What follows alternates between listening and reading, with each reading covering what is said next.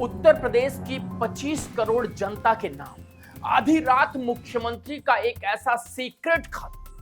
आखिर इस चिट्ठी में ऐसा क्या लिखा है जिसने अचानक से पूरी यूपी की राजनीति और पुलिस महकमे में हलचल तेज कर दी है। जी हाँ दोस्तों, आमतौर पर नेता टीवी पर भाषण देते हैं या सोशल मीडिया पर पोस्ट करते हैं, लेकिन जब सूबे का मुखिया सीधे जनता के घरों तक अपना संदेश भेजने लगे तो समझ लीजिए कि इसके पीछे कोई बहुत बड़ा मास्टर स्ट्रोक छिपा है।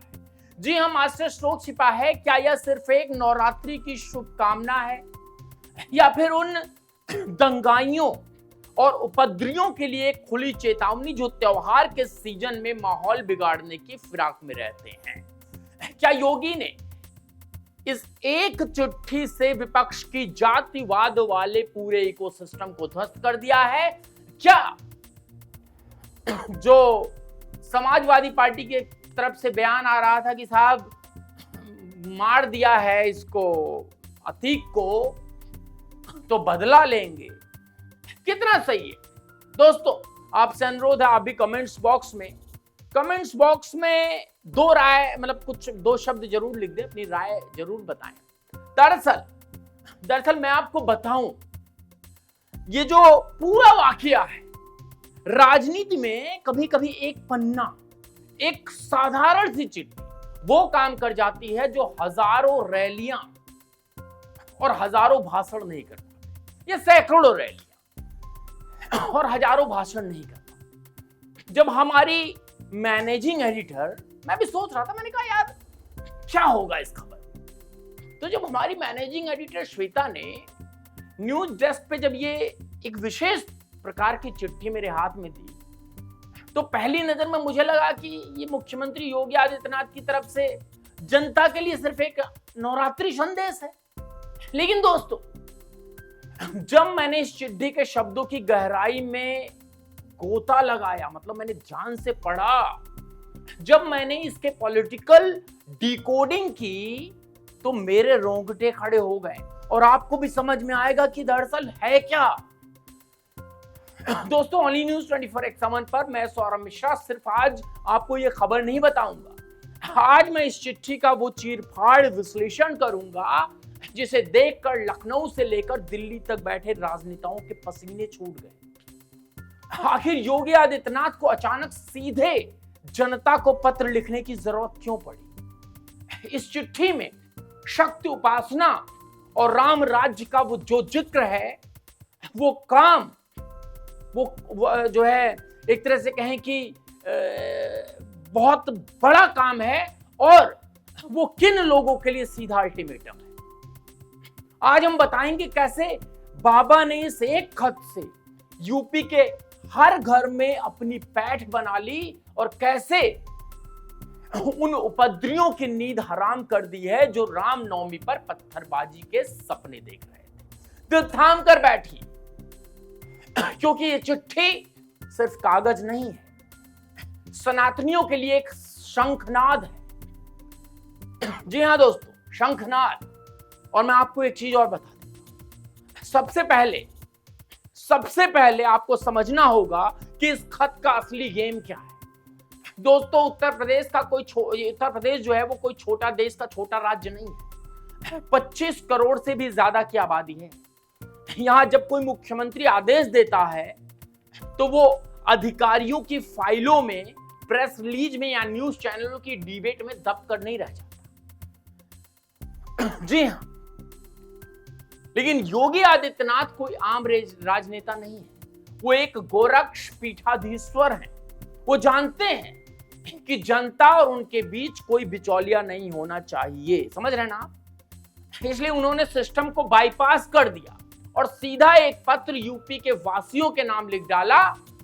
आपको भी जानना जरूरी है, किसी भी प्रदेश में रह रहे हो। इस पत्र में उन्होंने वांशिक नवरात्रि और भारत नव संवत्सर की बधाई दी। उन्होंने लिखा है कि शक्ति की उपासना का यह पर्व हर घर में सुख शांति लाए। सुनने में जितना साधारण लगता है ना, लेकिन जरा रुकिए, ये साधारण नहीं है। ये एक सन्यासी का उस जनता से सीधा संवाद है जिसे दशकों तक सिर्फ वोट बैंक समझा गया। योगी ने इस खत के जरिए हर सनातन के घर के दरवाजे पर दस्तक दे दिया है। वो बता रहे हैं कि तुम्हारा मुख्यमंत्री सिर्फ लखनऊ के एसी कमरों में नहीं बैठता, वो तुम्हारे त्योहारों में, तुम्हारे पूजा में तुम्हारे साथ खड़ा होता है। और मुझे लगता है योगी आदित्यनाथ को वैसे भी नहीं बताने की जरूरत है, क्योंकि लोगों को पता है। आप सब जानते हैं कि इस चिट्ठी के इस हिडन मैसेज पर, जिसे पढ़कर यूपी के हर माफिया और गुंडे की रूह कांप गई, जो त्योहारों पर माहौल बिगाड़ने की साजिश रचता है, उसकी हालत खराब हुई।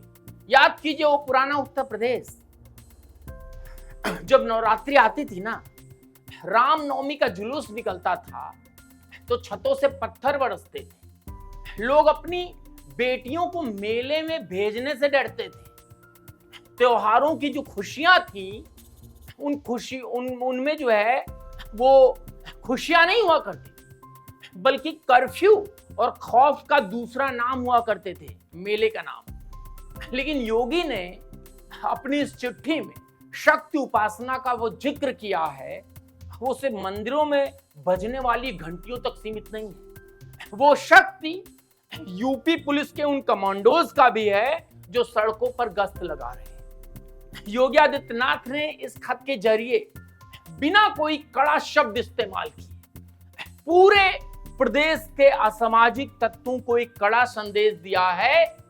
और संदेश ये है, इस बार की रामनवमी, आदित्यनाथ का संदेश सुनिए। पूरी वीडियो नीचे है दोस्तों, कमेंट्स बॉक्स में, उसमें आपको नीचे डिस्क्रिप्शन बॉक्स, ये सामने से टेक्स्ट नजर आ रहा है, वहां पर योगी बाबा ने कहा है कि नवरात्रि इतने भव्य तरीके से मनेगी कि दुनिया देखेगी। उत्तर प्रदेश की नवरात्रि इस बार दंगे दंगाइयों सुन लो। और अगर किसी ने भी शक्ति उपासना में खलल डालने की कोशिश की तो फिर बाबा का वो बुलडोजर चलेगा जिसका कोई ब्रेक नहीं होता। वो सेंसर पे चलता है, सेंसर पे, यानी कि वो पहचान लेता है कौन है दुष्ट का घर, कौन है आम नागरिक का घर, किस पे चलना है और किस पे बिना ब्रेक चलना है। और दोस्तों, इस चिट्ठी का सबसे बड़ा पॉलिटिकल इंपैक्ट वो है, सबसे बड़ा पॉलिटिकल इंपैक्ट तो विपक्ष के खेमे में हुआ है। अखिलेश यादव, हाँ, अखिलेश यादव या कोई और नेता, कोई भी, ये सब इस समय क्या कर रहे हैं? ये सब यूपी की जनता को जातियों में बांटने में लगे। कोई अगड़ा पिछड़ा कर रहा है, कोई पीडीए का नारा लगा रहा है। अरे सफलता मिल गई 2024 में, लगता है पीडीए से मिली। बहुत सारी तकनीकी खामियां थी उत्तर प्रदेश में, आपसी वैमनस्य कुछ हद तक रहा था, वो सामने आता है। लेकिन योगी आदित्यनाथ ने एक चिट्ठी से इन सबकी जातिवादी राजनीति की धज्जियां उड़ा दी। जब बाबा का ये नवरात्रि संदेश किसी घर में पहुंचता है ना, तो वो ये नहीं पूछता कि तुम ब्राह्मण हो, ठाकुर हो, यादव हो, दलित हो। वो खत कहता है, तुम सनातनी हो, तुम भारत माता के बेटे हो। नोबडी, क्या ब्राह्मण, क्षत्रिय, ठाकुर, दलित वगैरह वगैरह, मुसलमानों की बात नहीं कर रहा मैं। योगी ने मातृशक्ति का आह्वान किया। उन्होंने साफ कर दिया कि जो लोग हिंदू समाज को बांटने का सपना देख रहे हैं वो भूल जाएं। नवरात्रि के 9 दिन जब पूरा उत्तर प्रदेश एक ही रंग भगवा में रंगा होता है, और रंगा है अभी, तो विपक्ष की सारी जातियों वाली सियासत हवा में उड़ जाएगी। ये खत सिर्फ एक बधाई नहीं है दोस्तों, ये 2027 के लिए एकजुट हिंदू का सबसे बड़ा शंखनाद है, सबसे बड़ा शंखनाद है। और मैं आपको बता देता हूं दोस्तों, इस खत के आखिर में मुख्यमंत्री ने जिस बात पर जोर दिया है वो हर देशवासी को गर्व से भर देगा। उन्होंने कहा कि अयोध्या के प्रभु श्री राम 500 साल बाद अपने भव्य मंदिर में विराजमान हैं और ये नया साल 9 जो अभी हमारे हिंदू जो है मान्यताओं के हिसाब से नया साल आता है, वो जनवरी वाला नहीं, नया साल पूरे प्रदेश के लिए राम राज्य के एक युग की शुरुआत है। आज उत्तर प्रदेश में बेटियां रात के 12 बजे भी निडर होकर सड़कों पर स्कूटी चलाती हैं। आज मेले में पंडालों में करोड़ों की भीड़ उमड़ती है, लेकिन किसी की हिम्मत नहीं होती कि किसी के साथ बदसलूकी कर सके। अखिलेश यादव, उनके गठबंधन के साथी राहुल गांधी कहते थे, क्या कहते थे? लोग मंदिरों में लड़कियां छेड़ने जाते हैं, छेड़ लीजिए लड़की मंदिरों में जाइए, मेला लगा है नवरात्रि का, छेड़ दीजिए लड़की, आपको समझ में आ जाएगा उत्तर प्रदेश में लड़की छेड़ने वालों के साथ क्या होता है। क्यों? क्योंकि सबको पता है कि प्रदेश एक ऐसे तपस्वी के हाथ में है जिसके लिए जनता का सुकून ही सबसे बड़ी पूजा है।